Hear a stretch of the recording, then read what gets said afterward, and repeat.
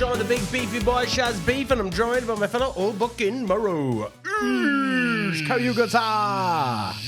Back in the gym, Shaz. Are you back in the gym? Since when? About a week. It's fucking solid, boy. What gym? I joined Top Fit. What's it called?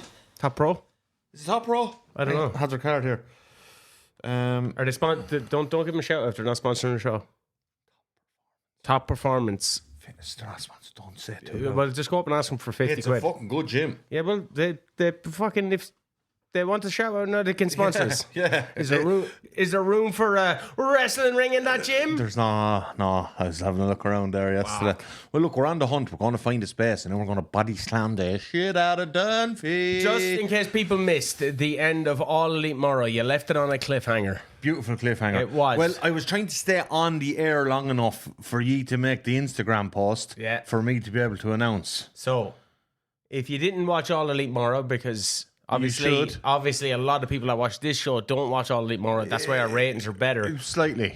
They weren't great last week. Which ones? Either. Yeah, either are. Either or. Yeah, what? Well, I did a deep dive into the metrics, and I found, actually, which is not surprising, fucking WrestleMania season's metrics were like Off the charts. Off yeah. the charts. That's because you're getting more casuals. Well, obviously, and like, but everything else, then you're like, oh, this looks shit in comparison. Well, like shit. some of the shorts I've noticed, some of the shorts that get demonetized or is not So is Carson. is us cursing, yeah. and so the next short does really bad. Yeah, we get like a probably like a shadow ban type situation, which is nuts. And you see that a lot on TikTok as well. Do you remember the one we were saying about what?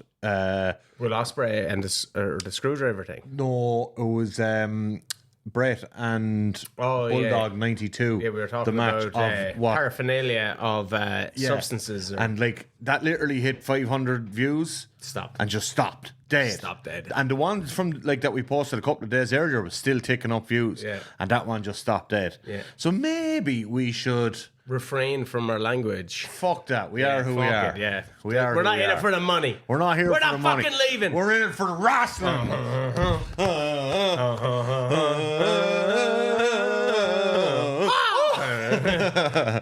Fugazi. It's all One of my favourite films of the last 25 years. It's fantastic. Anyway, we bought a wrestling ring. Yeah, sorry, we bought a wrestling ring. We bought a wrestling ring. Yeah. So people are asking us, what are our plans with said wrestling ring? To wrestle. Plan number one, step one, was to buy a wrestling ring.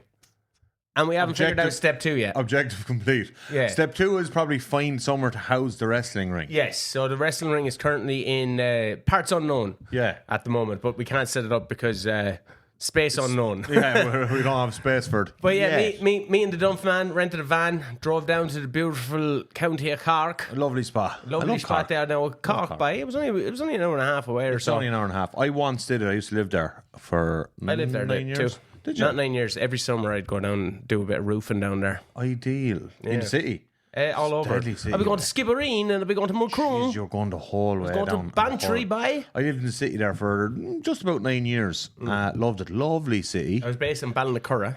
Okay, yeah. I was working on the Mardyke down in Cork by. I lived very near there. Yeah, I was on the biggest roofing job in all of Ireland, and I was the sole labourer on top of that job for And most you of for were a lot of getting days. fucking nothing but grief. Yeah, nothing but the man trying to hold me down. Yeah. Well, no man gonna hold me down anymore. I got a fucking wrestling ring. Yeah, Dusty. Yeah, that's what I'm going. I'm going to put myself to the top, baby. Yeah, so we need a space. So if you're in or around Kilkenny and you have a space Yeah, let us that we know. could house a wrestling ring. Comment, or would you like to see a show written yeah. by the Wrestling Fan Wrestling Show? Yeah. Oh, that'd be tasty, wouldn't it? I'm going to make my debut. We're Like. going to be booking. No, he's not. You're never taking a bump. You won't pass the medical. That's what I'm saying. But I know I won't pass the You medical. won't pass the medical. Your shoulders are shot, I man. don't need to take bumps though.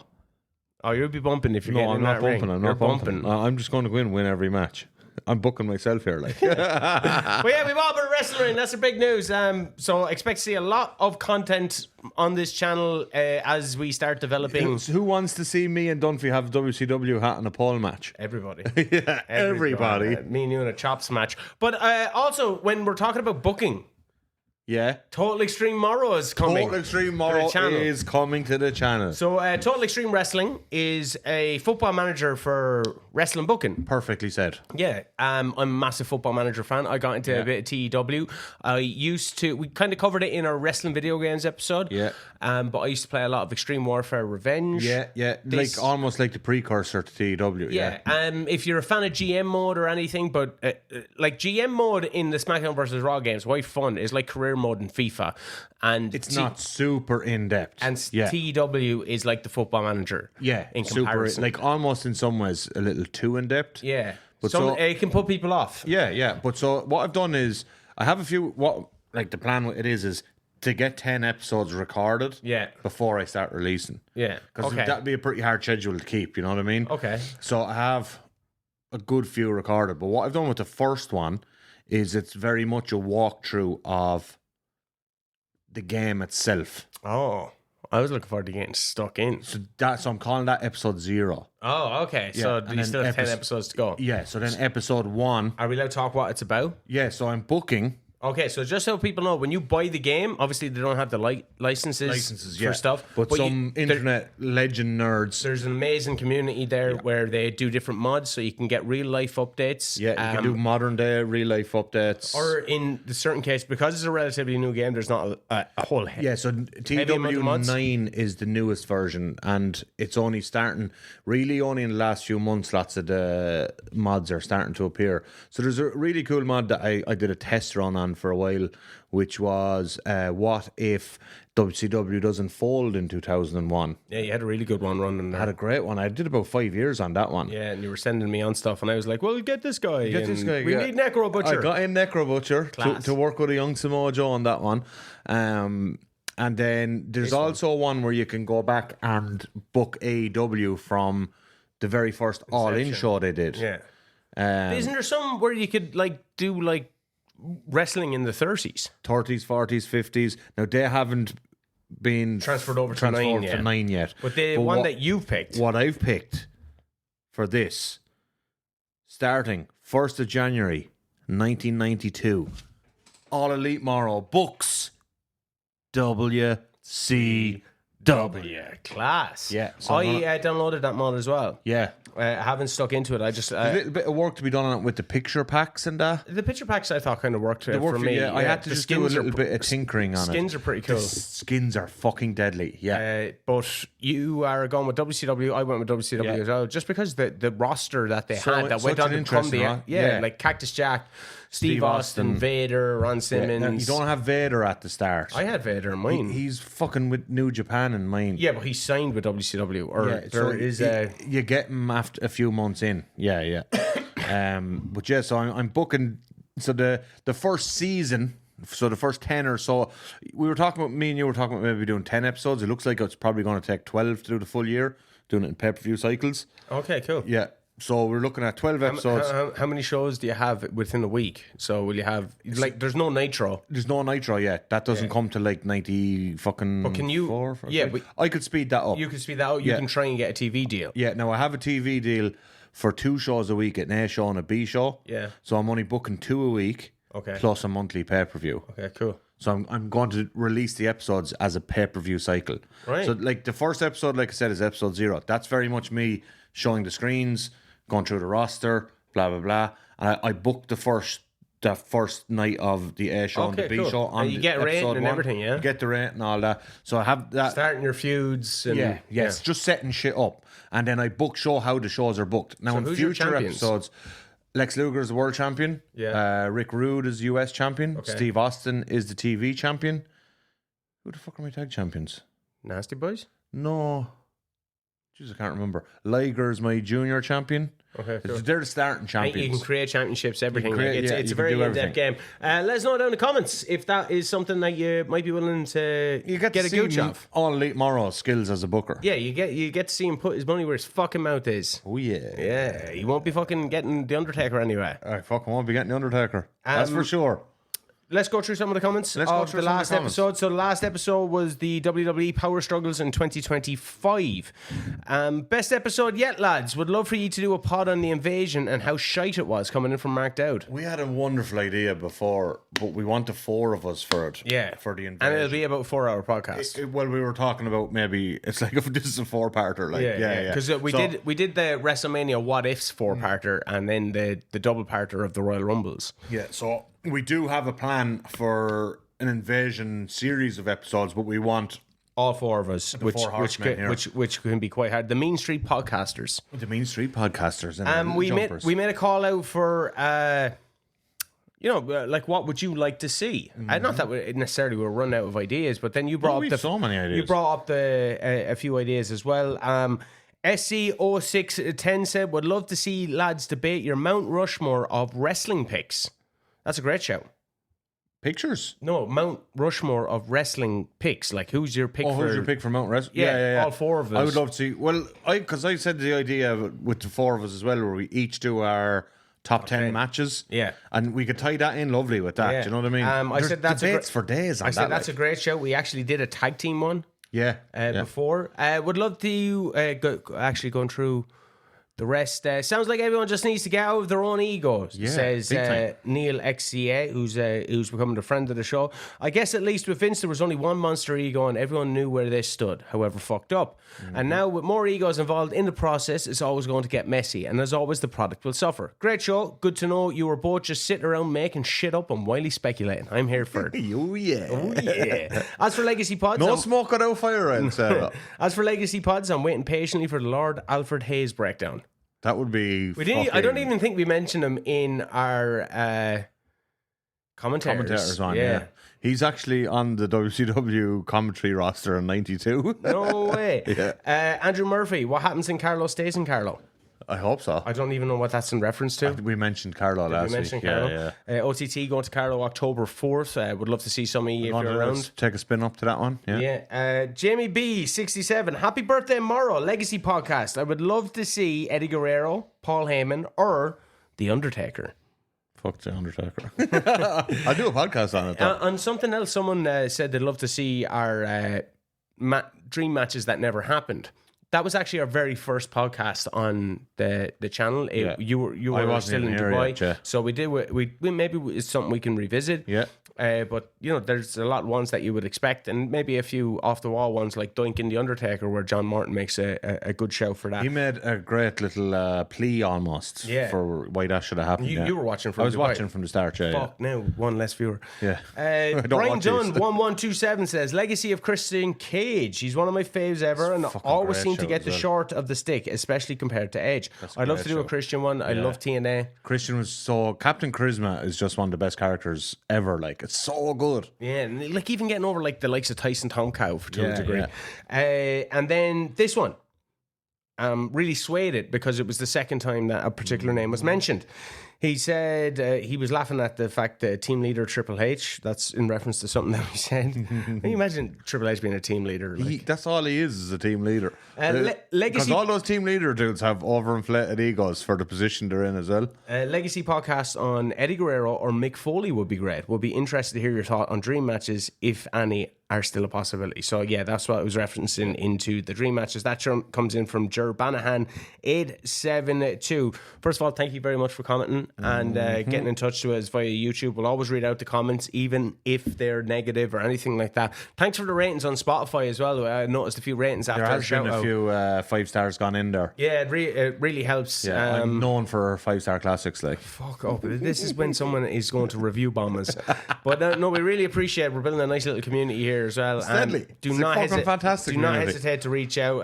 Darren McGrath reached out about our CM Pork t-shirts that we have up. Like, a lot of people come up to me when I'm wearing it and like, that's class. I'm like, oh, get it on Redbubble. I'm like, we made it. Yeah, bud, right. Well, I think I have a 1 of 1. But yeah, if you want to support the channel, the merch is there. If not, we're still going to be doing this anyway. There's All Elite Morro hats. Yeah, is there?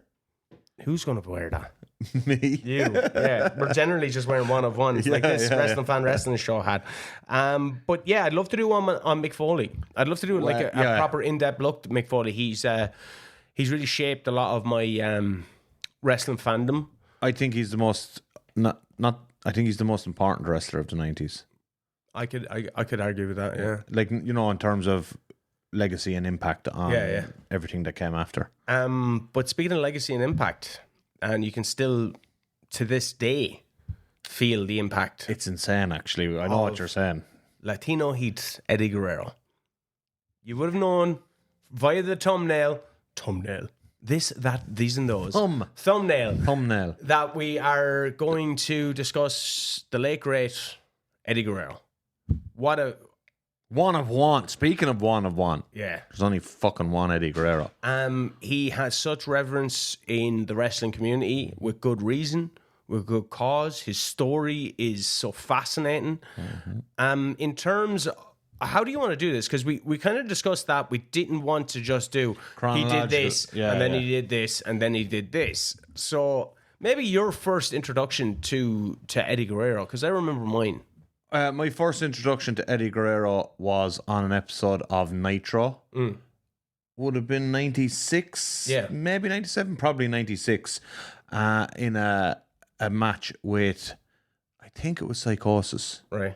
And it was just like a 10-minute Nitro match. Yeah, Cruiserweight, like they always stood out on it. Yeah, and I was like, okay, that's one of the coolest things I've ever seen. Yeah. And, you know, I thought both guys, and I think it was Psychosis now. I'll have to... I think I was too young to even, like, recognize... Fully appreciate the art. The art of what... Well, speaking of art bar, you know what I mean? Well, we're going to get into that. But, like, my first would have been in that WCW time, and... Like, you can talk about his great matches with Rey Mysterio, but I never seen pay-per-view matches until I had already known. Yeah, and that's why I'm the same. Like, the Eddie matches are matches I watched later. Yeah, but the character of Eddie Guerrero, like the LWO, I remember being like, this is really, really cool. And like, once again, another effect that he has had on the industry, because the LWO has been revived. Yeah, but also, when the LWO like 97 maybe? Yeah. Or even maybe 98. But around that time, the LWO was such a fucking great idea. Yeah. And it came at a time where the NWO had just spiraled out of control. And it was starting to get a little bit boring. But the LWO, when they emerged as not even an offshoot of that, but almost like a counterbalance to that, was the only part of that universe of NWOs and all that felt like organic. Because the NWO had ceased to feel organic like it did in the early days of it. So when the LWO emerged, it was like they actually feel like a fucking gang. Yeah. They were so cool. And this is when factions were a big thing. Like, you could, and like, maybe it's like comparing chalk and cheese, but like when you look at the two Latino factions that were around at that time, you had LWO, and in WWE had Los Barricos. Yes. So like they're absolutely night and day, because the LWO, while, you know, being Latino, still had their own characters, still had their own like individuality. Whereas Los Barricos, they all dress the same or whatever. LWO, you could still be, you know, a luchador. You could still be what Eddie Guerrero was. You know, you could still be like Hoovy or whatever. You know what I mean? El Dandy. Who are you to doubt El Dandy? Who are you to doubt El Dandy? Well, poor old El Dandy was like, had banger after banger before he became almost like a meme afterwards. Yeah, but like when you look at the LWO, and a lot of people have problems, particularly like viewing it in today's lenses, are going, oh, you're just lumping all the Latinos in together. Now, I agree with that. The current version of it, not current, I suppose it's not really around now, but when they started doing that recently, it felt like just throw all the Latinos into a faction. When it happened in 97, 98, it felt like a reaction to what was happening in WCW. Yeah. Like, it actually felt real. Even towards the cruiser, like it was like the NWO of the cruiserweight division almost, to a degree. Yeah. But also felt like that there's that these factions that we're seeing on screen are actually clicking up backstage for political power. And the Latinos are being kind of left out of that. So what do? We create a voting block of power. And fuck it, let it be on screen. It's the LWO. And it was like, and it never got the TV time it deserved. It never got the push it deserved. I think it did. Like Eddie it deserved more. Eddie was always, along with Chris Jericho and Benoit to a degree, that really kind of stood out from that main event slot. And Rey Mysterio, of course. Yeah. But like it was always like, when you watch WCW, not like, 96, 97, the main event scene was the main event scene. That's what it should have been. But as you got into 98 and pushing towards early 99, it was like, I can clearly see that Eddie Guerrero, Chris Jericho, and Chris Benoit should be pushed into the main event scene, and it's never happening. Yeah, you're bringing in retread after Sid is back here again. Yeah, Jeff Jarrett is coming in. I'm getting retread after retread after retread. They kind of did it with Goldberg, obviously. Yeah, that was different. Like he's not cruiserweight. Like Chris Jericho says in his book, the Indian caste system. Yeah, where there's no breaking out of it. Yeah. But I distinctly remember him when Chavo came about. Yeah, and like just been blown away that like Eddie was Chavo's uncle. Yeah, I was like, they're the same age. How is this possible? I just couldn't wrap my head around it. Or they were close, similar in age, but like that kind of little thing with Chavo looking for acceptance off Eddie, and I always thought Chavo really stood out in that time because of his association with being a Guerrero, and because of the heat that Eddie had, and because Chavo wasn't afraid to make himself look silly. Yeah. When it came to, Pepe the fucking horse and all that stuff. That was actually so funny. It was great. Yeah. Like it was really entertaining. And kind of Eddie's reactions and stuff just kind of went to show how charismatic he was. And I know we're kind of glossing over the WCW stuff because they glossed over him. Exactly. Yeah. Exactly. I couldn't have said it better myself. But then the Radicals come. That was such a fucking great moment. It was amazing. They're just sitting in the crowd, and I thought Eddie and he got a lot more jacked as well. Yeah. When you look out through the years, you knew it wasn't endgame Eddie jacked, but he was more jacked than he was in 96, 97 for sure. Which, like looking back on in hindsight, is such a shame that he felt that he needed to do that. Imagine Eddie in today's wrestling; he could have just been Eddie, and would have been, because he had everything to go along with it. You know what I mean? He had that charisma. His in-ring charisma, like later on, obviously back at the time. And I want to say, we're not doing it chronologically. I know we kind of did it there. I'm just going to jump back a bit, though, because it wasn't until, the proliferation of the internet when people like me and you here in Ireland were able to go, what the fuck was Eddie Guerrero doing before? He was in WCW, and then you go onto YouTube or whatever, and you find these Well, it wasn't even YouTube. I found with the wrestling channel. Yeah. I got to see the final or the whole. I still have it on tape somewhere. The Super J Cup. The 94. Yeah, 94 Super J Cup. One of the greatest tournaments of all time. That's what my next point was. Yeah. He has two matches in that Super J Cup. Black Tiger he is. He's Black Tiger too, yeah. And he has one with Wild Pegasus, I think it was the semi-final, which is Chris Benoit.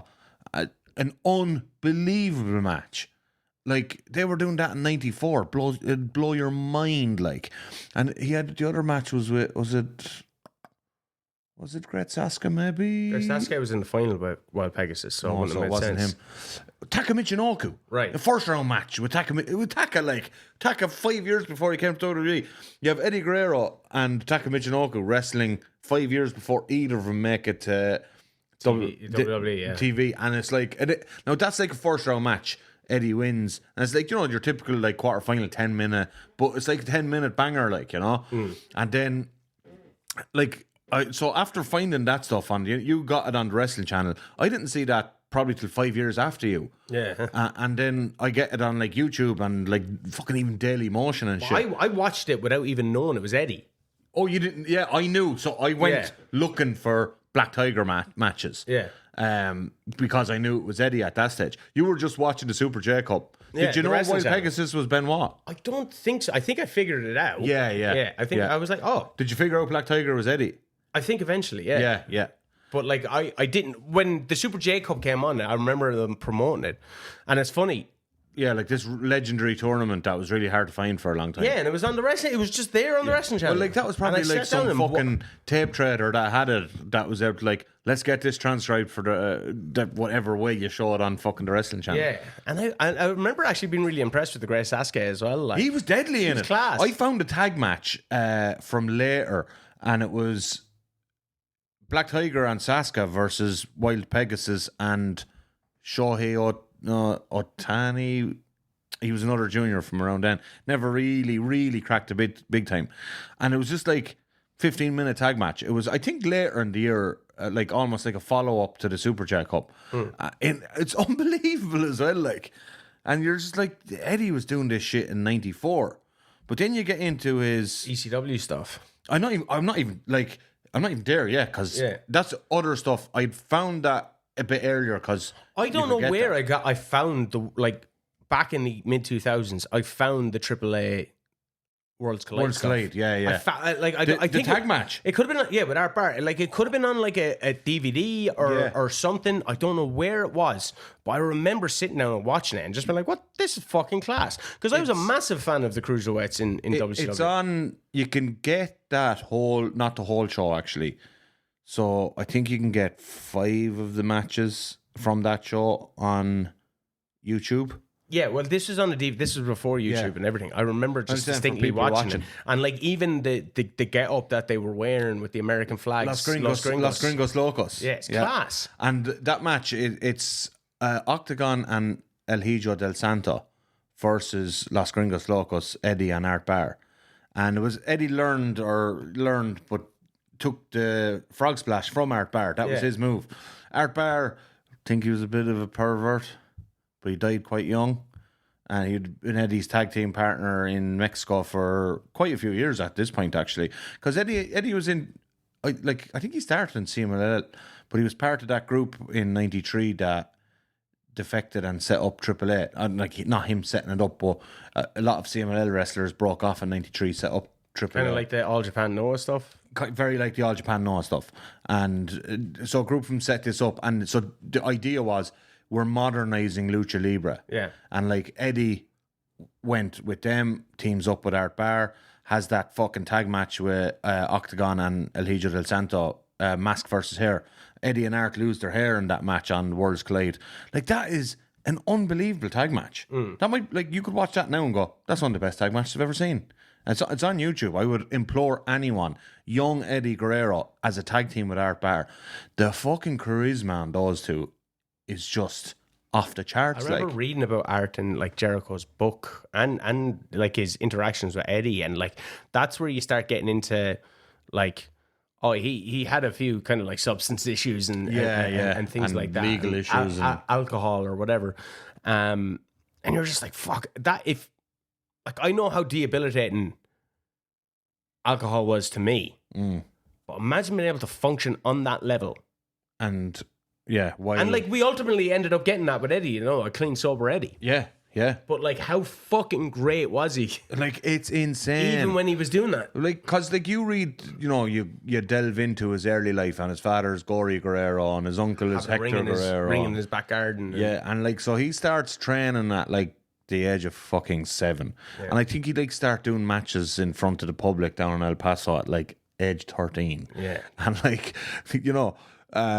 And Ray, I think, was 14 when he proper debuted. Like full on debut. And like, so those guys are like, it's different. They start so young. It was so different when it got brought to the American audiences. And like, when we talked about Brett and Sean and Amazing Red, like, and the influence that they had, like, but that's stemming from the influence of Lucha Libre and the crossover appeal that the cruiserweights had. Yeah. And Eddie was a massive factor of that. Yeah. And we can still feel the reverberations of his contributions today. And you mentioned ECW there. ECW. His matches with Dean Malenko. I think those matches with Eddie and Dean Malenko are like so ridiculously influential that we probably don't give them the credit they deserve. It helped change the perception of what ECW was. Massively. Because people thought just ECW was going to be this hardcore thing. So it's just and then a hardcore like, oh promotion. no, we do this. Yeah. And same same respect between Ray and Psychosis. Yeah, I think without those matches, you can include Ray and Psychosis in this and the Eddie Malenko stuff. I don't think Ring of Honor becomes what it is without those matches. Because it showed what wrestling could be. Yeah, I think so. Like, by the time Ring of Honor starts up and like after that big indie tournament in 01, was it? You remember that the King of the Indies? Yeah. With like everyone who would become anyone the next 20 years. Did Eddie show up there? Eddie showed up in Ring of Honor. Yeah, during that period when he was out of WWE. But so like Ring of Honor kind of filled the void that was left by ECW as like almost like a super indie where all the top indie wrestlers around the country would come, not just from your little region. And they took away the hardcore element of it. So, but I think what happened that was XPW or CZW. CZW, yeah, who are down the road. They're in the same. Well, XPW started when CZ or ECW was there. Was still going, yeah. But CZW and Ring of Honor start around a similar time, and they're running in the same area. Yeah, and they actually had quite a deep promotional rivalry. And then they eventually, did a couple of shows together, but the rivalry kind of continued afterwards. But what happened was like Ring of Honor took that Eddie Malenko style, and I think in fairness to the guys who were there in the early days of that, they had seen maybe this hardcore thing has kind of run its course a little now. Yeah, but even CZW seen that when they started doing the best of the best. Yeah, but CZW initially tried to take over the mantle from ECW as with the hardcore stuff. But I think like really what happened was that ECW's style had filtered so much into WWE style that to be a different indie doing something different, you couldn't actually do the hardcore thing. Yeah. Unless you went CCW Deathmatch or Ring of Honor fucking pure wrestling, you know what I mean? When we talk about pure wrestling, we talk about maybe the reverence that we have for Eddie. Do you think a lot of that stems from, and very similar to Mick Foley, is that they put in the hard yards, and then because we knew they were putting in the hard yards, when they started doing like more comedic stuff, we were all for. They already have our respect. Exactly. Yeah. I think this is another thing, and you can count Mick Foley and Eddie Guerrero very similarly on this one. And it's something that's severely lacking in modern wrestling.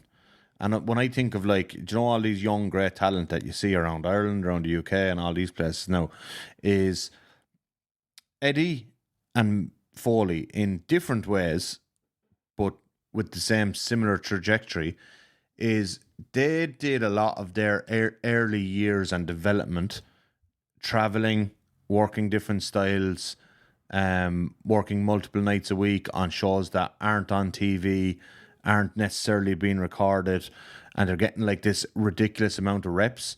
You see like what happens now is if there's a young like 23, 22-year-old, they get signed up immediately. Everyone gets signed up immediately. And then all you have to do is just look at Ospreay or look at Speedball. I know Speedball's thing was more forced because he was banned from wrestling in America, but like you look at Will Ospreay, it's international. Yeah. Like instead of like, I have hype, like look, compared to Tyler Bate. Yeah, Tyler Bate, 17, 18, signs with NXT, and now a decade of his career is gone. Yeah, like I wouldn't say gone, but like because he's made good money and all that, and like great, but he's only wrestled like 4 times this year or whatever. Yeah, whereas like Will Ospreay fucked off to Japan, came back to UK for Rev Pro. Did a lot on OTT, but like he got like this insane amount of experience and was able to like constantly develop and constantly work versus different styles, figure out his character, and then ended up in America. Like, do you remember like before he showed up in AEW, a lot of the conversation was, he's going to be great, but the guy can't promo, right? And then he said on his like second Dynamite, he's just on the mic doing like an unbelievable babyface. Well, I think the United Empire really helped him with that massively, as well. And he got to be the leader of a faction, and he had to be the mouthpiece. I remember the first time I seen them do the hand, and I was like, "That's perfect. That's amazing." And so, but when Ospreay arrives on American TV, he arrives as fully fucking formed. And the flip side of that, though, is you can be guaranteed, like he built himself up so much on the Indies and in Japan that he was coming in on top dollar. Whichever company he picked at that time, he was skipping NXT if it was WWE, and either company was coming in on top dollar. I think that's such an underrated route now for people to take because they get snapped up too early.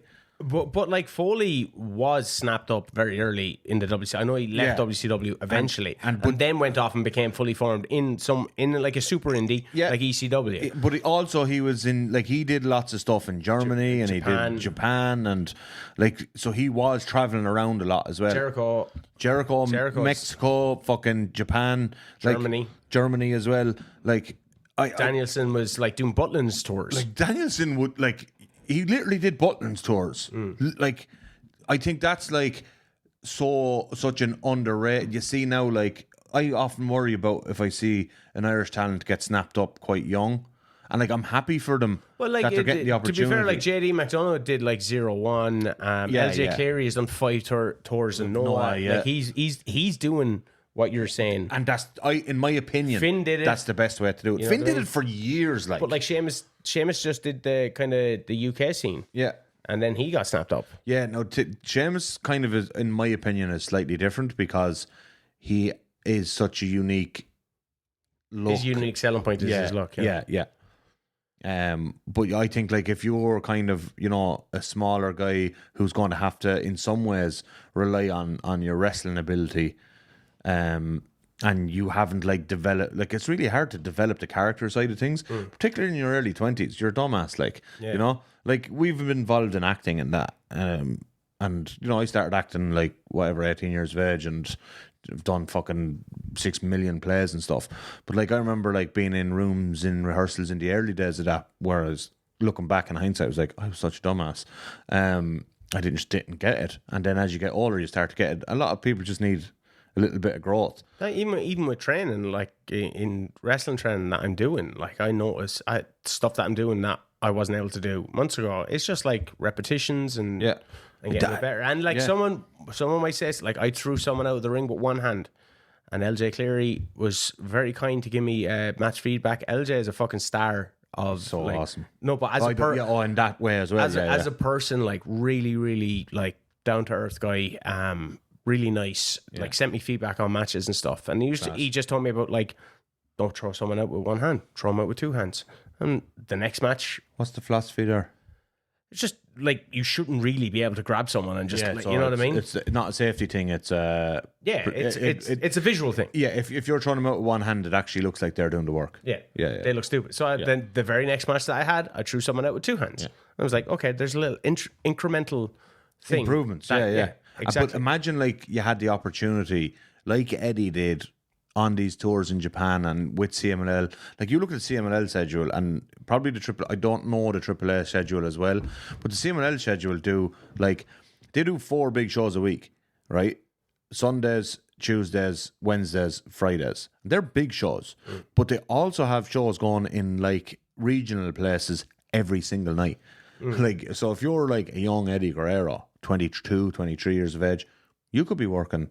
You could be working a giant, then you could be working a small person, then you could be 7 nights a week. You could be working someone who's a real technical wrestler. You could be working a brawler. So you're working all these different styles. So then he starts with that, and then he goes to Japan, where in Japan they do their tours. Yeah. So on the tour system, you probably work 20 matches in 25 days. Yeah. Different styles once again. Again, you're over there. And the important thing about working different styles is that you fit your stuff around the person that you're working with. Yeah. So it's not like, because we all know Eddie can go out there, I can have absolute banger matches and like really fast paced. Like, we've seen it with Rey Mysterio, Halloween Havoc, so revered. Bam, bam, bam, bam, bam, bam, bam, bam, bam. But when Eddie can have a match with, like, China, for example, even the Dean Malenko match versus the Rhea match, like, they're like, what, a year apart? Yeah. But insane. You're like, let's get to the China. You're accentuating the positives of your opponent, while still getting yourself over. And I think Eddie was a master at that. Like, Eddie could wrestle the Big Show and still do Eddie Guerrero things, but also make the Big Show look good. Yeah. And then he could wrestle Rey Mysterio and still do Eddie Guerrero things, but make Rey Mysterio. Like, he does Eddie Guerrero things to fit the narrative of the match. And I think that is incredibly important. Whereas if you're just trained maybe with one style, or I've seen it with lads just want to get their shit in, as opposed to how can How can we mesh this together? Yeah, all right, you're a comedy guy, all right? But I don't do comedy. And Finn Balor said it to us. I was working a guy, and the whole guy's gimmick was like, he trained Feely up and stuff. And so I had to figure out a way that Prince David can work with that guy's gimmick, as opposed to just me going out there doing my technical wrestling, because anybody can do technical wrestling to a degree. Like, a lot of wrestlers are technical wrestlers. That's what I should say. How do I meld my character and his character into this style of match? That's the important thing with... But you only get that with experience. But you get that with... Like, you need to understand that for wrestling matches to work. Like, we could go to a wrestling event and see 7 wrestling matches, right? And they can all, like, say, you give those 7 wrestling matches going, you only get to do these 5 moves. And just see everyone else's interpretation of those 5 moves. That's the interesting thing. Yeah. How can you get these 5 moves in? Yeah. And in what order? Like, you come up with your own order. Your orders yourself, yeah. But you should get 7 different matches. Yeah. Because you're getting 7 or 14 different styles. Yeah. You know what I mean? Yeah. And that's the intro. Like, we'll do that drill, and it's really interesting to go, all right, that's how their mind works. All right. And, like, say for me, for example, going, how can I do something that none of these people are going to do? Because there's certain tropes in wrestling that I don't think Eddie really followed. Well, no, I think, this is where I disagree, is Eddie followed the tropes. He just messed with them better than everybody else. Like, you look at the whole, the DQ thing. Yeah. Like, with the ref. You know what I mean? Amazing. Unbelievable. Like, when he had that, like, his character, the lie, cheating, stealing character. Yeah, Can we draw a distinction actually between Latino Heat and the light cheat steel? But there is a massive distinction. I think they're totally different characters. Yeah. Okay. Like, so I'm glad we agree. Yeah. Because I know other people would think that Latino Heat is from 2000 to like 05 or whatever. Yeah. I don't think so. I think Latino Heat is 2000, 2001, and then after his return from his sabbatical, he's the light cheat steel character. Yeah. Like, the light cheat steel character is a heel. Like, when you think about it. Yeah. But Eddie is so lovable and such a good also character. He can be a heel as well. Yeah. But that's what makes the character like, so dynamic. Do you know when we say, like, sometimes, like, so a big problem that happens in wrestling, right, is, let's say a heel is being his asshole heel, whatever, and the crowd just naturally starts to love him after a while. Yeah. And you have to turn him face. That kind of happened with Eddie. Yes, it did actually happen with Eddie. Yeah. But what did Eddie was one of the guys who was smart enough to go, I'm not going to change who I am. I'm still going to be, like what Swerve does. Like what Swerve does. I'm just going to, like, things are going to be subtle. I will do slight things differently. Yeah. I laugh more when I cheat. Yeah. But I'm still fucking cheating. Like, everyone else is in on it except the ref. Yeah, the ref and my heel opponent. Yeah. So, like, I think, because, like, what got him over is the lying at that stage was the inventive nature of the lying and cheating and stealing. Yeah. And he got over as you had to turn him. Yeah. But what he doesn't turn around then stop lying and stop cheating and stop stealing. Because, like, his actual turn where, like, he puts Tajiri through the windshield and stuff. Yeah. It's pretty. And then he has a heated kind of battle with Chavo. Yeah. And, like, he's just so fucking lovable. I know. Like, because I actually think, and now this is going to, here's the clickbait part, right? Stop clickbait. We're trying to have a nice discussion. The Latino Heat character of 0102 is actually the worst period of his career. I think, like, the Black Tiger plus Los Gringos Locos is better. I think the Cruiserweight stuff in WCW is better. And I think the ECW stuff is better. And I also think the light cheat steel stuff afterwards is better. But that's not to denigrate his work, though. That's not to denigrate his work. Like, everything he did for his whole career was awesome. I just think it's funny that the character that in some ways he's probably second most known for, the Latino Heat, or in terms of the words Latino Heat, the most known for, I actually think that's his worst work. Is that because he's saddled with China and he's like loving up to China? And yeah, possibly. But like, and also like he was going through a lot of personal issues towards the latter part of that. But Latino he stands Heat. out. Like he comes in with the Radicals, which had so much promise, and it breaks his fucking arm. I know, yeah, You know, off a frog splash. Yeah. And you're like, oh, okay. And Eddie's walking around with his like arm in a fucking sling, and then we get Perry Saturn and Dean Malenko, who really falter. Yes, yeah. Perry Saturn was never at the level of the other three. I liked Perry though. Like no, but I mean, I like, liked him in WCW, yeah, though, like, but maybe that's just because he was part of the flock, was wearing a dress. he had some like really cool periods of his career, and he's had a very good career, but like he's not on the level of fucking Benoit, Guerrero, or Malenko. And I just think Malenko, unfortunately, was actually coming towards the latter stages of his career when he arrived in WWE. Yeah, like he forget, was older than we imagine. He was around like quite early. I remember there was a WCW tag team tournament with the two Malenkos in it. Yeah. Was that him? Was he one of them? Yeah. Him and his brother? Joe, well, I think it's his fake brother, isn't it? I don't know. I'm not sure. I think it was Gimmick Brother. Oh, right. Gimmick Brother. Yeah. Gimmick Brother. No, it could be his shoot brother. But like Malenko was older than the rest of them. Yeah. And that lightweight division didn't really have much for him. No, and like he had some good times in the lightweight division, but it felt like almost like, all right, here's just Malenko just doing his style of match again with another dude. And it's just like a rotating cast of different guys that never were like, their characters were never over. When you think of like who Malenko had to work with in WCW, Jericho and Ray and Eddie and Psychosis and fucking it was a who's who of like, who are you to doubt El Dandy? of unbelievable talent and stuff. So then he gets a little bit older and he gets to WWE, and he himself isn't like, there's no like gimmick there as such. And you know, Vince loves a gimmick. So I just think that's why Malenko faltered. Yeah. But like Benoit is a similar gimmick almost to Malenko. Yes, but what got Benoit over, I think, in that period was his intensity. Right. Malenko didn't have that. And his opponents, Kurt Angle, and yeah. You know, he goes up against Austin, I think, very soon. Very early. Triple H. Yeah, he had a fully loaded match against The Rock. Yeah. But yeah, he was up against Jericho and Angle. Yeah. I know Angle's quite new, and they had some fucking class matches. Like unbelievable. Like matches. That really cool triple threat match for the Intercontinental and European title. Oh, the each fall one. Yeah. What was that? WrestleMania 2000? Was it that early? Fuck, it could have. So. Yeah. Like it actually was. Right when he came in, wasn't it? Yeah.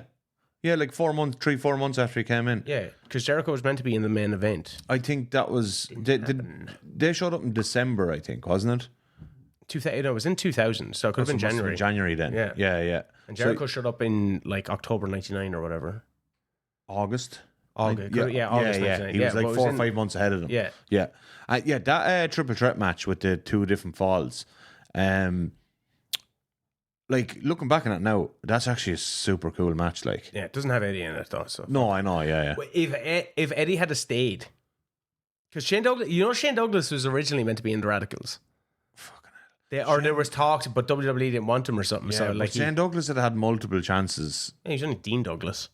No, I mean, but he had WCW as well. Yeah. And it just never clicked for the poor bastard. You could just imagine if WCW had have made that change. Well, like it took a while for WWE to, you know, push Jericho, and the Big Show kind of got a big push from the start, but then was sent back to developmental. Like the guys who made the crossover, Jericho, Eddie, Benoit. It took them a few years to actually make that main event push as well. See, Booker T. They were all coming into a company, and we talk about this, like, about modern wrestling today, like. A stacked company. Yeah, like, coming into WWE in 2000, you're coming into a main event scene that is the main event scene already has someone new, relatively new in Triple H. Yeah. Been pushed to the top of it. Like, Triple H only gets his first major push in summer 99. So, like, you know, they're coming in the shadow of his push. Yeah. And he's still in the... And he's one of the biggest political movers as well. Yeah. But, like, this is where I think Eddie's charisma really... It needed that logjam to try and, like, work itself out. This is where Eddie's charisma really shines, because he was given something... The China thing. Yeah. And he just made it fucking work. He gave it his all. Yeah. Which... Which is a philosophy that I think Swerve goes by still as well, which is quite interesting, is going, you just tell me what to do, I'll go do it to the best of my ability and I'll make it work. But also, when you look at someone like Stardust, because Cody Rhodes gave it fucking everything. He gave it everything. He gave it everything. And some things just aren't going to work. Which is crazy, because I think if you just dive into something. As well, though, Cody, when at the stage of his career he was at when he was doing Stardust, he didn't have the seasoning or experience that Eddie had for Latino Heat or Swerve. And then he goes off, does the New Japan, does the Ring of Honor. And he becomes a seasoned performer. Yeah. And rounds out all the rough edges on all parts of his game. Yeah. And Eddie Eddie stayed active when he got, he had I think it was a car crash. Yeah. Or something like that. Or I remember his wife actually walked out on him as he had overdosed, and just she's seen him, Vicky. WWE gave him the sack. Yeah, but he overdosed and Vicky just left the house and was just like, if you're gonna die, you're gonna die. I can't do this anymore. Yeah, and I'm sure she'd been through a lot with that marriage. Addiction is. Already had some and it was mad though that he was performing so well while going through But they keep referencing the demons, and that becomes a big part of his narrative when he does come back and he is making that main event push. It's his demons, which is something. So it's quite, even though he is this lovable rogue, he does have that dark side that people can still relate to and go, you know what, man. You've been to hell and back. Do you know that period when he gets his rehab and then he goes on the indies and he does those CM Punk and all that? He has matches with triple threat. I think that was in IWA Mid-South. Triple threat with Punk and Chris Hero. Was it Chris Hero? It could have been. Oh no, I think it was someone else.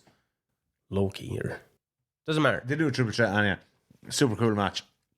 And him and Punk became quite close, I believe, that time. And then he does was it 2 or 3 shows for Ring of Honor. And even after WWE call him up and re-sign him, he says, I actually have a Ring of Honor booking that I want to honor. And it's the thing of look, you can't get injured on this show. So they do a kind of a angle/super short match. But he shows up and he does the fucking Ring of Honor show and sober, and he does I think it's 3 shows he does for Ring of Honor, and that's something I think I've seen on the wrestling channel as well. It's just been tags with Amazing Red, I think, and gives these young guys the rub, and they get to go in there with Eddie fucking Guerrero, and they're relatively new in their career. Amazing Red was what that says, probably fucking 19 or something. Mental, you're in there with Eddie. It's just. And a guy who had influenced all their styles, but by him coming into Ring of Honor in their first few shows meant that as a company... Legitimised them. In the same way... And it sold a shitload of tickets for them to get money in to book new shows. In the same way, and their business model was very DVD kind of stuff. Well, they started as a DVD company. But in the same way that, Terry Funk helped legitimise ECW. Yeah. Obviously, Terry had a longer run. Yeah, but when you look at it, where was Eddie going to go? He could have gone back to Mexico, I'm sure. Yeah, AAA was around at the time. CMLL was around at the time. Could have gone to them. But he made a real concerted effort to change his life around. Yeah. And he gets brought back, and deservedly so. And we go on this fucking generational run. That's the generational run. 02 to 05 is honestly, it's one of my favourite runs of any wrestler ever. And I know I could stand here and say, he didn't have any all-time classic matches in that run. But he had just the whole run. Actually, if Eddie Guerrero's run didn't happen then, I'd have stopped watching wrestling. I think Eddie helps set up John Cena. Yeah, they have that backlap brawl. Yeah, and that really, I think, put Cena on the map. Now I know Cena was on this massive trajectory, but Eddie really fucking helped solidify that. I remember I stayed up and watched live on Sky Sports the night he beat Brock.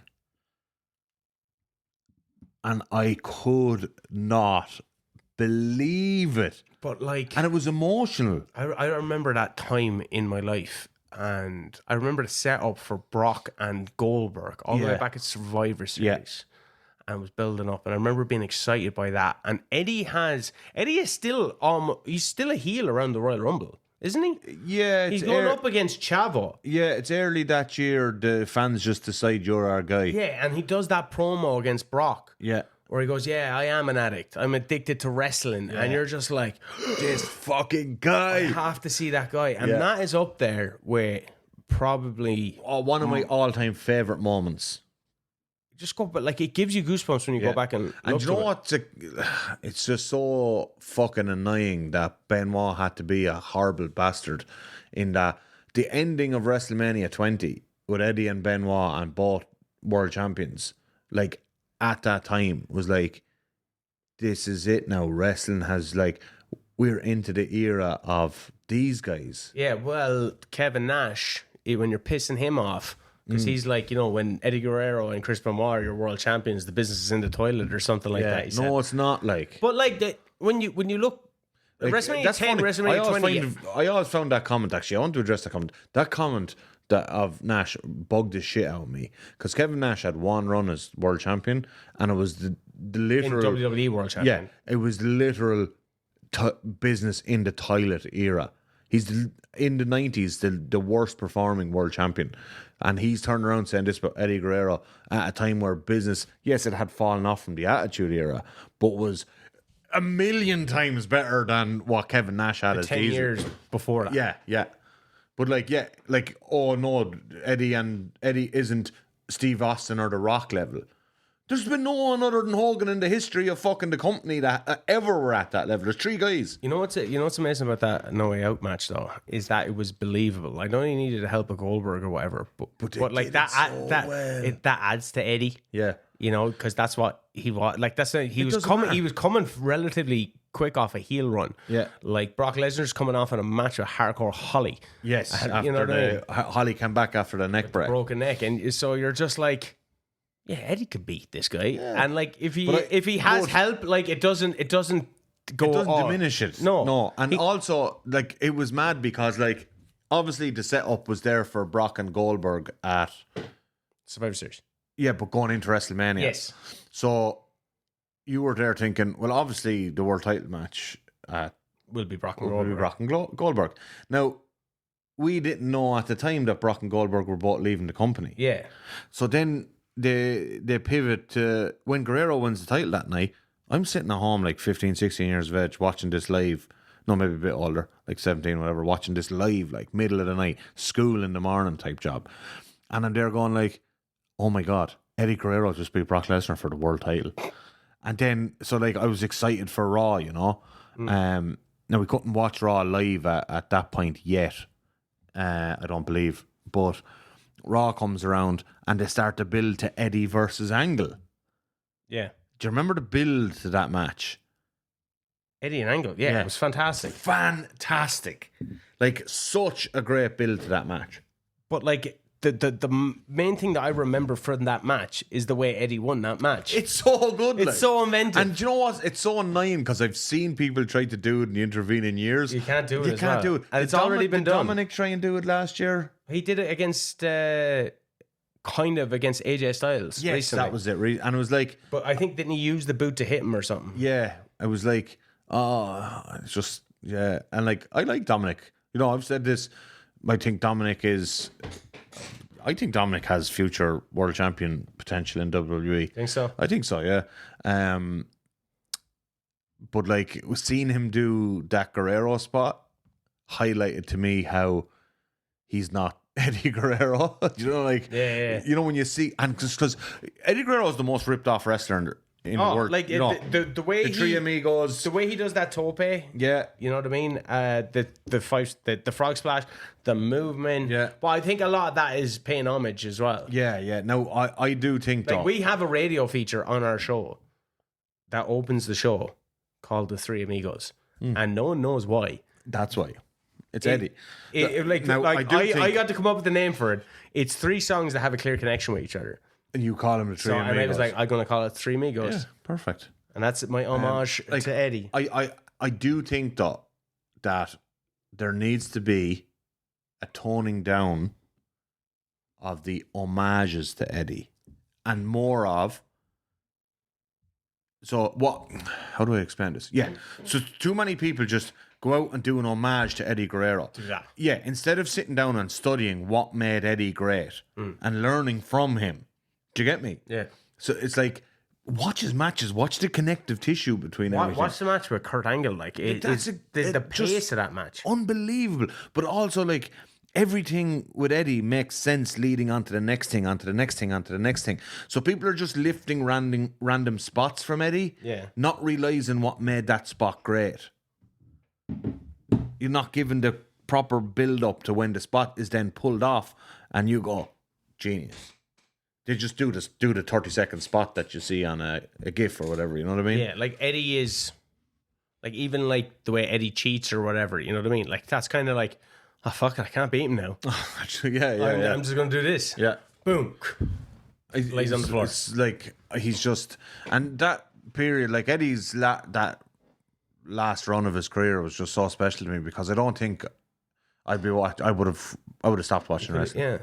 Yeah, and you know what? Remember that tag tournament as well? Him and Chavo won. Not the one they won. Who won it? I think was it Angle and Benoit won it. Oh yeah. They beat Edge and Mysterio in the final. Yeah. But that whole tournament, because the Los Guerreros are in that as well. Yeah. That is like the peak of, in my opinion, like one of the best things that ever happened on WWE TV, because that was building up. I think the final was at No Mercy 2002 or something, but they had like a series of like electric tag matches on SmackDown in the build up to the final of this tournament, right. And the Guerreros are in the semi-final, so they had two great tag matches on TV. But like, I remember thinking, like, watching that as a weekly TV at the time, going like, this is just unbelievable stuff. Now I know Eddie didn't make the final in that, but everything in that tournament was so good, because like it was just this generational crop of talent. It was SmackDown 6 kind of thing. Yeah, exactly. Yeah, Eddie was such a large part of that. Like, I think of like Eddie's matches, the TLC match on SmackDown. Oh, wasn't it man. SmackDown? Yeah, it was on TV. Against like, Edge? Yeah. Or was it for RVD? Because he came. No, he did something else with RVD. He came back against RVD. Yeah. Like, he won the Intercontinental title. Yeah, off RVD. But yeah, I think it was the TLC match against the Edge or something. I was fucking like on SmackDown. Yeah, like class. That's something to like. Triple H needs to sit down and watch, because that's Paul Heyman booked all that shit. Like, but like, he knew how to get the best out of people. You know what's crazy is that Eddie Guerrero, you know, Intercontinental Champion, US Champion, Tag Team Champion, World Champion, wasn't really considered a main eventer by the time. Like, when, you know, you like maybe a few months beforehand, if you had to said Eddie Guerrero was going to be the world champion at WrestleMania 20, you'd kind of be like, how are they going to get there? Yeah, the WWE champion. But like, the guy that he loses the belt to, JBL, it's like that as well. And the whole like JBL run, everyone's like, fuck this guy, he doesn't deserve it or whatever. But you never felt that with Eddie. Like, when he won it, he was a main eventer. Yeah, instantly. Yeah, you were like, do you know what it felt like? It was very similar. We've made this comparison already to when Mick Foley won the world title on that episode of Raw in 98, late 98. It felt like that. That was like, this is not only, it isn't a token you deserve it reign, but he just does happen to fucking deserve it. Yeah. Do you know? Like, now there's this, you know, when people get you deserve a chance, like, fuck off. Would you say Kofi is like a reign that, you know, it's just like you've been here, or Jey Uso more so than Kofi. I think Kofi in some ways Kofi had the support of the crowd. Yeah, Kofi got so in a different way though. Do you remember how the Kofi thing happened? Yeah, it was the gauntlet. Yeah, with Mustafa Ali getting injured and Kofi going into it, and Kofi just got so over. Not because of an entrance, not because of... What's the question? Think Benoit was a bit of a token gesture? No, I actually think coming out of that Royal Rumble, going into that Royal Rumble, Benoit was so ridiculously over. I remember thinking that, but I remember the next night after he had the title, I was like, this doesn't feel right. Rey Mysterio. That felt, yeah. Very token. Yeah, that felt talking to him because Eddie died. Yeah. Yeah. Yeah, it's interesting. Like, JBL didn't feel like that, or Eddie didn't feel like that. No, Mick Foley didn't feel like that. No, like they all felt like JBL to a lesser degree. I think JBL grew into being world champion. Yeah. But it was true, the work he did with Eddie. Yeah. And JBL will say that. He was like... JBL always says it was fucking Eddie made him. Like they did some amazing things. They had some of the most compelling TV work you will ever see on a WWE branded program. Like we covered a lot of it in our JBL documentary that got copyright striked, but like got absolutely striked to bits. How willing like Eddie was. Remember watching that when you put it into YouTube to check the copyright strikes and it highlights all the parts that are copyright stricken, and you can watch it, but it whites out the parts that are copyright stricken. We were just watching that. We're like, every fucking minute there's 25 seconds that are copyright strike. But it was still me trying to figure out how to work fucking YouTube. Yeah, true. I think you can go with 3 seconds or something. Yeah, I know, but actually, legally, you're allowed for educational purposes go at 15. Yeah, or a commentary purpose. Yeah, but they don't. YouTube doesn't stick to that, so it's like 3 seconds or a still image. Is that what it is? Yeah. Well, I don't know, because sometimes you can put up 3 seconds and that gets copyright strike. Yeah. Yeah, Eddie's just one of my favourites ever. Great work with JBL.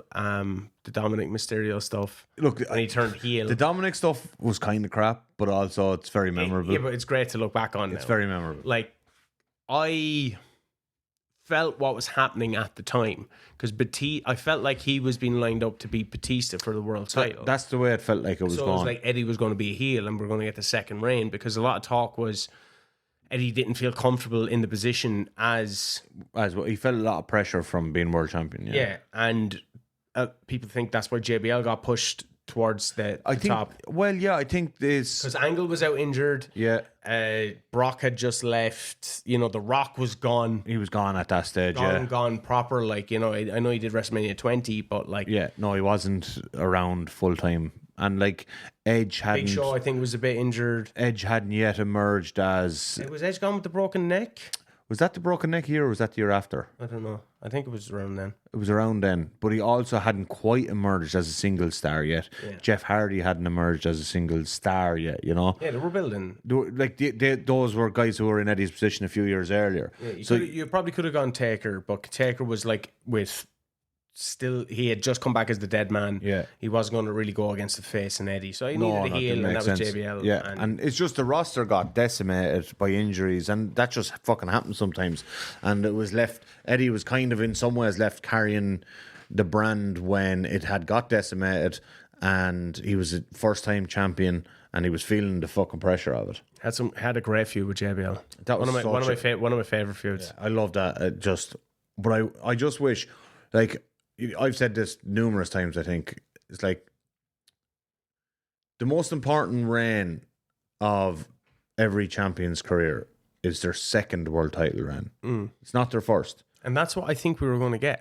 That's what I feel like we missed out on. It's so crazy to think about. Like, so WrestleMania 21, he has the Rey Mysterio match. Mm-hmm. Then they do the whole feud. Batista had just been crowned the champion. Eddie was kind of doing some stuff with Batista. And you were like, oh, we're going to get a heel Eddie. Because I think like the I'm Your Pappy stuff was amazing. We're going to get a heel Eddie as the world champion. Heel Eddie on top putting over someone at the following WrestleMania would have been by WrestleMania 22 or whatever. Yeah. It could have put over Ray even, and that would have felt more deserved. But I remember getting the phone call, and I was in my parents' sitting room. And my friend who watched wrestling, he doesn't really watch it anymore. And he rings me and he goes, did you hear what happened to Eddie Guerrero? I said, yeah, he's going to beat Batista at the next event or whatever. And he goes, no, man, he's dead. That one hit me like a ton of bricks. I actually stopped watching wrestling for a serious period of time after it. I couldn't wrap my head around it. I was like, what do you mean he's dead? Like I never experienced death in like my family at that point, or I couldn't comprehend it. I was like, I just watched him on SmackDown. He was there Friday on SmackDown. I mean, he's dead. Like, how? And we didn't really have the internet, like, proper in 05, you know what I mean? What was it? It was definitely still the dial-up anyway in my house. After 7 o'clock, like, or whatever, you have to go on because people in work weren't on it or whatever. And you're like... It's interfering with the phone line. And, you're trying to figure out what... I genuinely didn't believe it. How could Eddie Guerrero be dead? I just didn't believe it. And it's still hard to wrap my head around. It's nuts. Like, remember not long after that, WWE brought out a Eddie Guerrero DVD. Yeah. And it was like, you know, a kind of retrospective of his career, WWE career. And I remember buying that and I'm watching it. And I was like, halfway through, and I was like, it kind of realized, I was like, I'm never going to see a new Eddie Guerrero match. What we have now is what we have. And it was like, I know that's when I started, like, from after that point, trying to search out older matches that I'd never seen before. I was like, I need to see Eddie stuff that I've never seen because I wanted more Eddie stuff. I felt like a sense of unjustness because, like, you know, he was really young when he passed away. Was he 38? 30, yeah, he was like 37, I think, maybe. Yeah. He was so young when he passed away. And he had given up his vices. And you were just like, how is this possible? He was doing the right thing. And then he fucking steroids, man. You know what I mean? Like, look how jacked he got. Was it a case like he got so jacked, building up for his second run as champion because he wanted to be the WWE champion. WWE champions are jacked. From I know, but remember how insanely jacked he was in those last few months. Like, it was freakishly jacked. Apparently, like, he was having like troubles, like remembering stuff. Yeah. I'd said it was CT in there as well. Well, like speculating about that stuff. Yeah, I don't know. I'm not a fucking doctor. Like, but you know, when it happened to Benoit and the stuff that we learned about CT years later, you're like, well, maybe because, you know, he's done some, like, remember that chair shot from fucking Mr. Kennedy? Remember, and a lot of people attributed that to Eddie. Or like, you know, the chair shot from JBL at Judgment Day, where he like nearly like took his head clean nearly off. Died, like, with all that blood. There was so much blood. I couldn't believe it. Watching it, just been like, what? That's one of the bigger gushes in the fucking history of wrestling. Like, he's like, you can't see any skin from his hairline to his waist. Like, there's that much blood. I just couldn't. I still feel it. Like, I'm still like. But in fairness to WWE, so much more to contribute. In fairness to WWE, like, and some people, you know, Randy Orton had some in character bad things to say, like, you know, Eddie's in hell or whatever to Ray, leading up to WrestleMania 22. That really fun 8-minute triple threat match. It's really sharp, but it's actually really good. Yeah.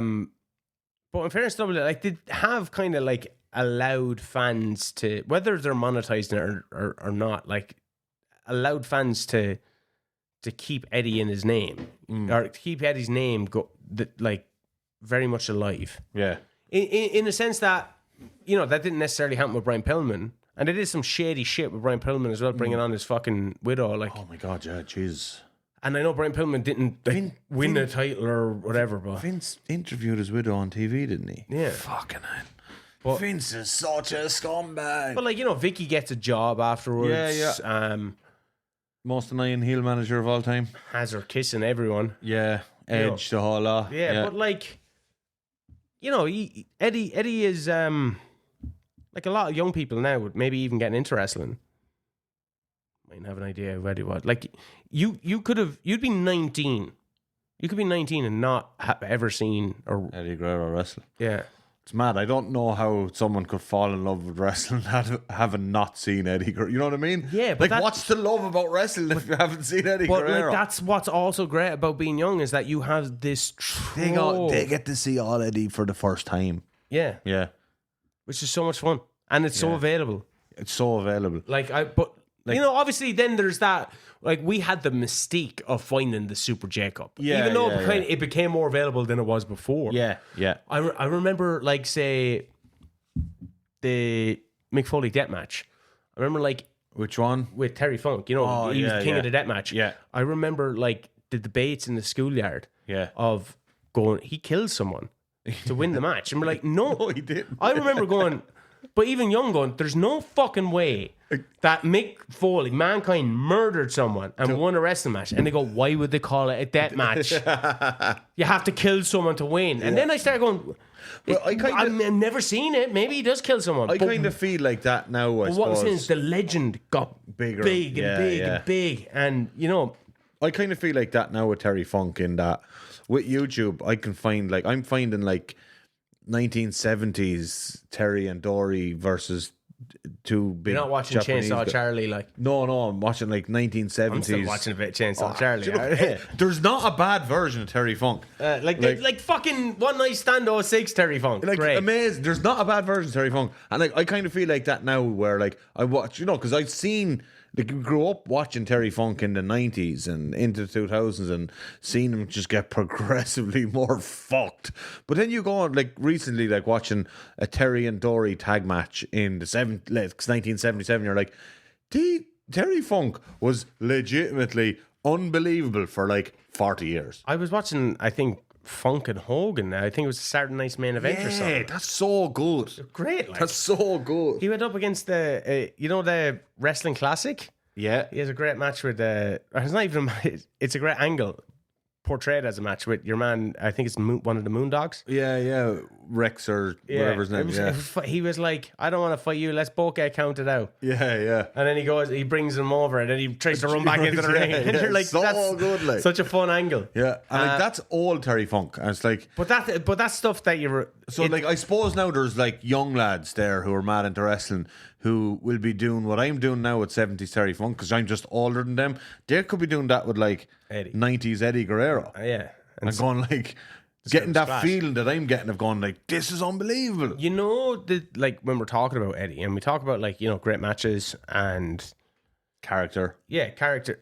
But our problem with WWE now is they're doing stuff for moments, right?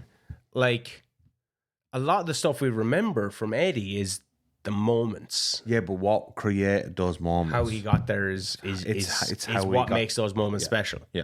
Instead of just doing them for the sake of it. Yeah. I feel like WWE now is just doing moments like for shock value. Yeah, they're like inorganically creating moments where Eddie would bring you on a journey that made the moment feel earned. Yeah. Like if Benoit wasn't a horrible prick, that moment at the end of WrestleMania 20 where he's in the ring with the belt, the culmination and Eddie comes out. Like he started in 1986. It's the culmination of 18 years of work. Yeah. Benoit started in 85. They met up. They traveled Mexico. They traveled Japan. They WCW. ECW. They always having you're too small. You're never going to make it. They had the same story. And then they had they fought each other. Yeah. And then they get to the two upper echelon. Get to the top of the top within a month of each other. And like that's an organic moment. Seth Rollins faking his injury and throwing off his knee brace and doing this with the crutches and sprinting down to the ring to cash in his little briefcase. That's not a fucking moment. You know? Like, yeah, I didn't feel but obviously there are different scenarios as well, man. Like, did you feel it when he cashed in at WrestleMania 30?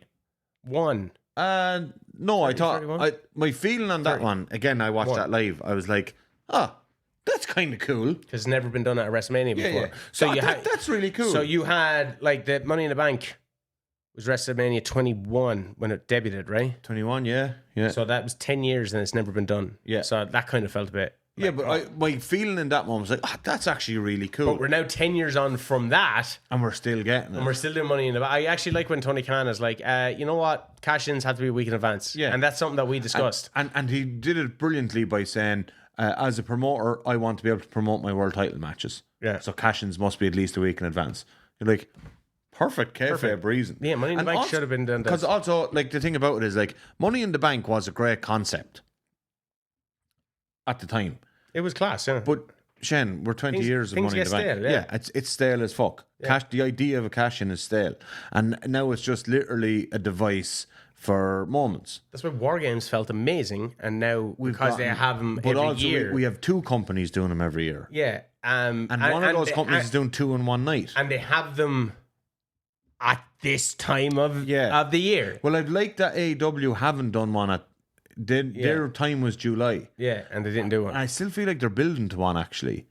I think they're doing a woman's one this year. Okay. But they've gotten out of the thing of, it's mid-July, we need to have remember War WWE Games. were like, we're going to have a Hell in a Cell pay-per-view and there's going to be Hell in a Cell. And well, you didn't fucking earn it. Yeah, like, Hell in a Cell was used because these two guys needed it. And I think that's why Money in the Bank is put aside. Just take 7 years off. Or you know what? Just do one.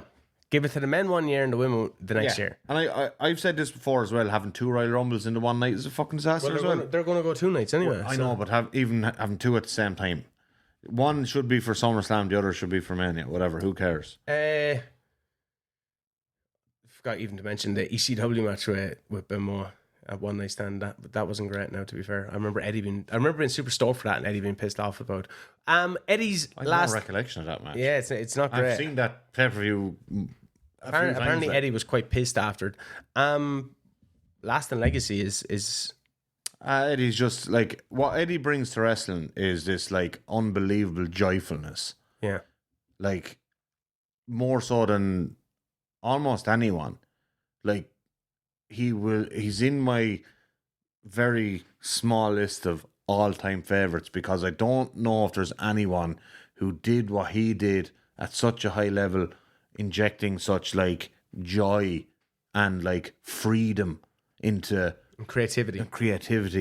Like there was, and like I've said it numerous times this evening, but I would have stopped watching wrestling if not solely for the one period of Eddie's career which kept me going in a time where wrestling was getting fairly fucking shit. Yeah, you have fucking Hardcore Holly and Brock Lesnar main event in Royal Rumble. Triple H just lording his fucking big swinging sledgehammer over Raw. Yeah, that was around the Evolution time. And Evolution. That's right. But you had Eddie Guerrero, this fucking shining light of fun and creativity in a period where wrestling was getting shit. And he did it for like 4 years straight. And it was fucking awesome. That's Eddie's legacy for me anyway. Not everyone badly stealing his spots. He'd be nearly 60 now. He'd be 58. Fucking hell. 58. Imagine he was just like hanging around as a road agent for one of these companies. Imagine like he was... Like, hey lads, I have an idea for you there. Do this, you fucking idiot. Like he could have just retired, say, in 2015. Yeah. He could have had a Danielson style retirement. Like he'd be 48. Yeah, he could have had a Sting style retirement. Danielson, He'd still be wrestling. Fucking Coming up to 58. yeah. Wow, man. Imagine like Eddie in like 2010, 11, 12, 13 against Punk, Danielson, fucking... Yeah, because like all those guys are that age now. Yeah, I know. You know what I mean? Like that's what we would have got. Yeah. Man. We'd have had like... Imagine him with those guys, like. Imagine 2012 Eddie versus Danielson. He would have been 45. Perfect. And also, like, you have to think as well, is like, by that stage, Eddie would have had so much backstage purchase in WWE. He'd have probably got certain lads pushed at better and earlier, you know? Yes, like an incalculable loss to professional wrestling. And you look at the snowball effect and like Chris Benoit's mental state afterwards and like how that changed the industry forever. Yeah. Having Eddie die and then having Benoit do what he did in relatively short succession. 2 years, yeah. Less than 2 years. Like, Eddie dying was a blow to the industry in the sense that you lost someone so beloved, but also it started again to highlight steroids and the nature of the business and blah, blah, blah. And then having Chris Benoit turn around and murder his family and fucking 2 years after Eddie, it was just like really did untold damage to wrestling in those like 07 to 2010, 2011 years.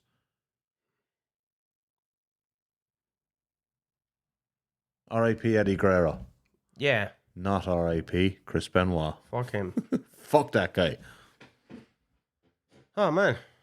Sad. I do think sad. As someone who is like a recovering alcoholic, like, it's just sad to know that, you know, you could do everything that you want. Get all your shit together and life just fucking goes sideways anyway. Yeah. I'm only 3 years off Eddie. Yeah. You're surpassed him. Right? I'm the same age Eddie was when he died. I hope I don't die yet because I haven't left the legacy that Eddie has. Hey, we're going to have that ring soon, man. We're going to have that set up. I can't die before I get my that wrestling ring, and you know what I mean? And then I'll have my Eddie Guerrero run, and then I can drift off into the Kilkenny Heat, baby. Kilkenny Heat. Kilkenny Heat. No, you have heat with everyone. I have heat. I'm a heat magnet. How do you feel this podcast went? I enjoyed it talking about Eddie Guerrero. I always enjoy talking about Eddie Guerrero. Yeah, there's definitely stuff that we like. Yeah, but we didn't want to do it chronological. I just fucking loved Eddie Guerrero, and we didn't want to sit down here with a load of notes either. But that's what I mean. It was like that's not our thing. We're not going to sit here with notes and dates from the Observer and match ratings, and we're just going to talk about how I felt watching Eddie Guerrero. We love Eddie Guerrero. Let's talk about Eddie Guerrero for a while. Yeah, that's what this podcast is like. Just how we felt watching it and what we could remember, because it's you could sit down here and like fucking scroll. Like once or twice I kind of looked at Wikipedia just to check get an odd date or something. Like I'd be like, when did that happen? As opposed to, let me check what happened. Yeah. I know this happened. Oh shit, what was the timeline? Let me just check the timeline for a second. You know what I mean? Yeah, I had to check something there earlier, which came first. Yeah. I was like, which one of those things happened first? Like we could have been like, he started his career in 1986, and let other people do that. Yeah. Or do a documentary on it ourselves. Yeah, there's YouTube retrospects for timelines and chronologies. Let's talk about how did Eddie Guerrero make us feel as wrestling fans. I loved it. We're just past the 2-year anniversary of Bray's passing, and therefore Terry Funk's passing. If you want to see how I feel about Bray Wyatt, I know you have a bit of a different opinion on Bray. It's not. I think, like I've said, I think Bray was so unbelievably creative, and WWE probably wasn't the right place to enhance his creativity. I was never enamored with him in ring. Yeah. But I think like he did have a great impact on wrestling too. And he had some in-ring bangers, like with 6-man tags with the Wyatt family and the Shield and stuff. Yeah. And the Danielson stuff was just really good as well. He's only 30 as well. Was he only 38, Bray?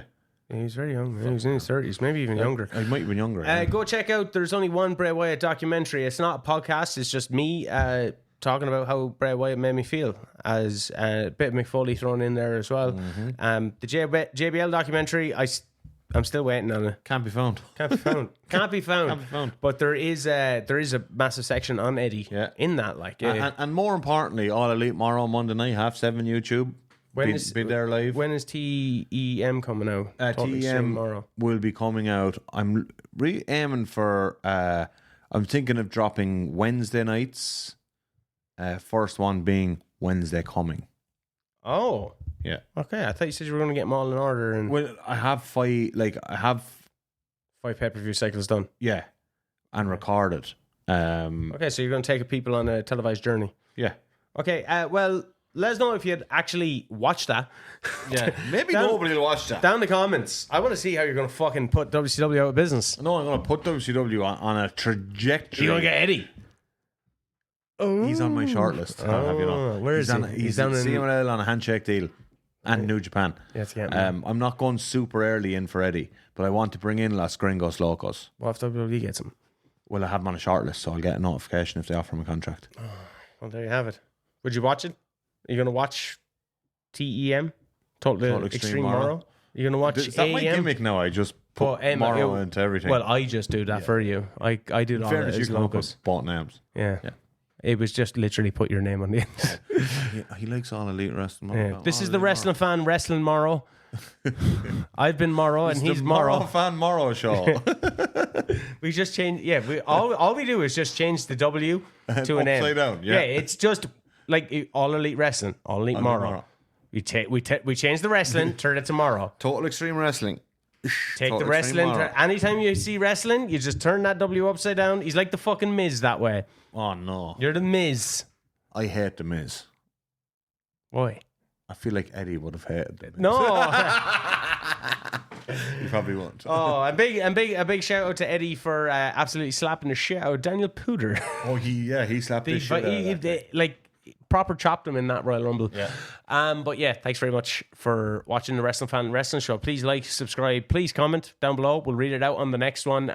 Give us more suggestions. Yeah, give us more suggestions. If you like this style, the legacy style. Or even other topics, anything really. Anything you want. Like, I'll normally throw in some suggestions, then you'll bat them away, and then you'll throw in some suggestions. Sometimes Shane will throw in a suggestion where I'm going, it's Thursday, I don't want to talk about that today. I don't want to video games and wrestling. I'll just sit across from you as you talk about your knowledge of video games and wrestling. Yeah, it's like, we got about 10 games in. I was like, I played one of these. What was the other one there recently as well that you were like, no, I can't really talk about it? I can't remember what was that.